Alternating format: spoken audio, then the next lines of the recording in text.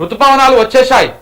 కేరళను తాకిన ఋతుపవనాలు మరికొన్ని రోజుల్లో విస్తారంగా వర్షాలు. ఈ నెల 27న బంగాళాఖాతంలో మరో అల్పపీడనం తెలుగు రాష్ట్రాల్లో ఈదురుగాలతో కూడినటువంటి వర్షాలు పడతా ఉన్నాయి.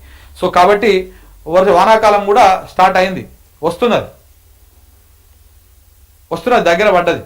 సో కాబట్టి ఇప్పుడు వర్షం వస్తున్నది, ఆ బ్యారేజ్లను కూడా ఇంకా వీళ్ళు రిపేర్ చేయలేదు.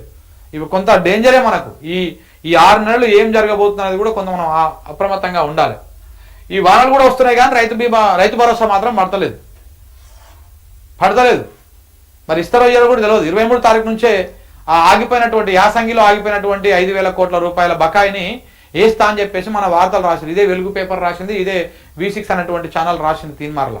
మరి ఎక్కడ 23 తారీఖు పోయింది, ఇవాళ 25 అనుకుంటా. 25 2 రోజులు అవుతుంది. పడుతున్నాయా? ఎవరికి పడతలేవు. అసలు ఆ ముచ్చటే లేదు, మర్చిపోయారు ఎప్పుడో. ఒకటి పేపర్లో ప్రచారం చేసుకోవడే. వసూలలో రేవంత్కు టాలెంట్ ఉంది. ఆయన టాలెంటే అది, వసూలే వాళ్ళ టాలెంట్. ఆయన టాలెంటే రేవంత్కు వసూలు చేయడం, రేవంత్ టాలెంట్. కోట్ల వసూలు చేసినట్టు ఆరోపణలు ఉన్నాయి. ఓటుకు నోటు కేసులోనూ దొరికిండు. నేషనల్ హెరాల్డ్ కేసులో ఆయన పాత్ర బయట పెట్టాలి.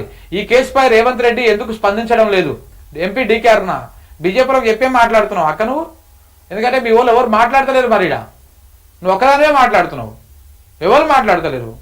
నేషనల్ హెరాల్డ్ కేసు గురించి బండి సంజయ్ వీళ్ళందరూ మాట్లాడరు. అదే అంత మటుకు ఇందులో బీఆర్ఎస్లో ఇంకోటిదో పేరు వచ్చింది అనుకో, మన బండి అన్న భరత్ మతాకి జై అనుకుంటూ వచ్చి ఎట్లా మాట్లాడుతుండే.